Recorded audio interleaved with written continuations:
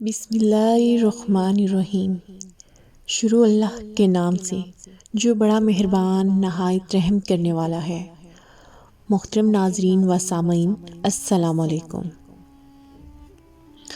عزا نامی دیوی۔ عزا قبل از اسلام قدیم عرب کے مذہب میں 3 سردار دیویوں میں سے ایک تھی۔ باقی 2 دیویوں کے نام لات اور منات تھے۔ مکہ اور طائف کے درمیانی راستے میں ایک وادی نخلا کے نام سے موجود تھی۔ عزا کا مندر اسی جگہ پر واقع تھا۔ یہ وہی وادی نخلا ہے جہاں حضور صلی اللہ علیہ وسلم کی ملاقات جنات کی ایک جماعت سے ہوئی، اور اس جماعت نے آپ صلی اللہ علیہ وسلم کی دعوت پر اسلام قبول کیا۔ قریش اور دوسرے قبائل عزا کی زیارت کے لیے اس وادی میں آیا کرتے تھے۔ قربانی کے جانور یہاں لا کر ذبح کرتے اور نذرانے چڑھاتے۔ تمام دوسرے بتوں سے زیادہ اس کی عزت اور تکریم کی جاتی، اگرچہ ان بتوں کے مندر عرب میں مخصوص مقام پر موجود تھے، لیکن دور جاہلیت میں انہی ناموں کے بت خانہ کعبہ میں بھی رکھے ہوئے تھے، اور دوسرے بتوں کے ساتھ ان کی وہاں بھی پوجا پاٹ کی جاتی۔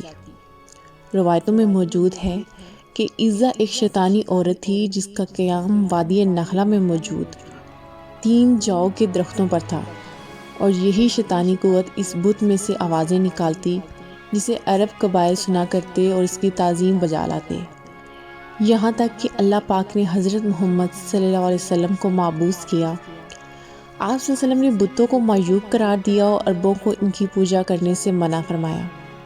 قریش کو یہ بات سخت ناگوار گزری اور انہوں نے قدم قدم پر آپ صلی اللہ علیہ وسلم کی مخالفت کی۔ فتح مکہ کے بعد حضرت محمد صلی اللہ علیہ وسلم نے خانہ کعبہ میں موجود تمام بتوں کو توڑ ڈالا، لیکن وادی نخلا میں موجود قریش کا سب سے لائق تعظیم بت عزا اب تک وہاں موجود تھا، اور وہاں اس کی عبادت بھی اسی زور و شور سے جاری تھی۔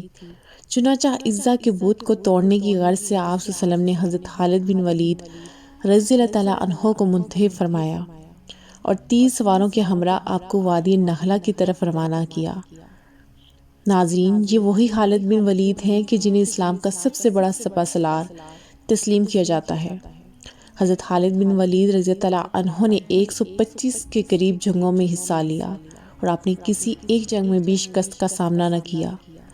یہ خالد بن ولید ہی تھے کہ جنہوں نے کیسر و کسرا کی سلطنت کو زیر کر کے مدینے کی ایک چھوٹی سی ریاست کو ایک عالمی طاقت میں تبدیل کر دیا۔ حضرت خالد بن ولید رضی اللہ عنہ کو اسلامی تاریخ ہی نہیں بلکہ بین الاقوامی تاریخ میں بھی صف اول کے سالاروں میں شمار کیا جاتا ہے۔ حضور صلی اللہ علیہ وسلم نے جنگ موطا میں ان کی بے مثال بہادری پر حضرت خالد بن ولید رضی اللہ عنہ کو سیف اللہ یعنی اللہ کی تلوار کا لقب دیا۔ لیکن محترم ناظرین، اس مرتبہ خالد بن ولید رضی اللہ عنہ کا مقابلہ کیسر و کسرا کے عظیم فوجوں یا عرب کے جنگجو باغیوں سے نہیں بلکہ ایک ایسی شیطانی قوت سے تھا کہ جس کی حقیقت اللہ اور اس کے رسول صلی اللہ علیہ وسلم ہی بہتر جانتے تھے کہ وہ در حقیقت کیا تھی۔ فتح مکہ کے کچھ روز بعد یعنی 25 رمضان مبارک کے دن حضور صلی اللہ علیہ وسلم نے خالد بن ولید رضی اللہ تعالیٰ عنہ کو بلا کر یہ حکم دیا کہ نخلا کے درخت کی طرف جاؤ، تمہیں وہاں 3 جو کے درخت ملیں گے، تم وہاں جا کر پہلے درخت کو کاٹ دینا۔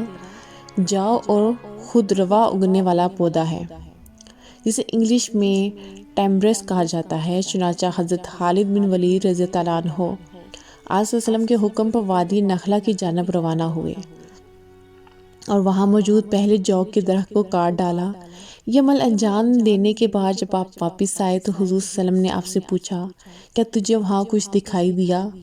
حضرت خالد بن ولید رضی اللہ عنہ نے عرض کیا کہ نہیں یا رسول اللہ صلی اللہ علیہ وسلم، کچھ بھی نہیں دکھائی دیا۔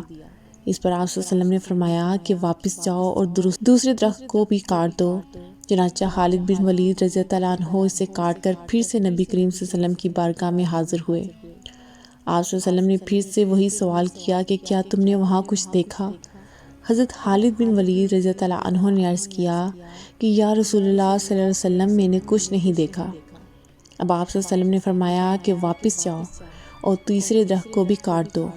اس مرتبہ جب حضرت خالد بن ولید رضی اللہ عنہ اس درخت کو کاٹنے کی غرض سے آئے تو دیکھا کہ ایک شیطان عورت برہنہ حالت میں بال پھیلائے ہوئے ہے اور غصے میں اپنے دانت پیس رہی ہے۔ اس کے ساتھ ساتھ عزا کے مندر کا محافظ دبیہ سلمی چلا آ رہا تھا۔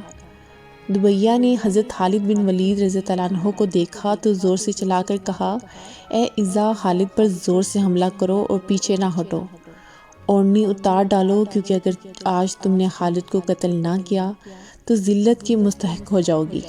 یہ سن کر حضرت خالد بن ولید رضی اللہ عنہ نے کہا، اے عزا، میں تیرا انکار کرتا ہوں، تجھے پاک نہیں مانتا، میں دیکھ رہا ہوں کہ اللہ نے تجھے ذلیل کر دیا ہے۔ یہ کہہ کر حضرت خالد بن ولید رضی اللہ عنہ نے تلوار کے ذریعے اس کے سر پر وار کیا۔ اس وار کے بعد دیکھا تو وہ شیطان صفت عورت کوئلہ بنی ہوئی تھی۔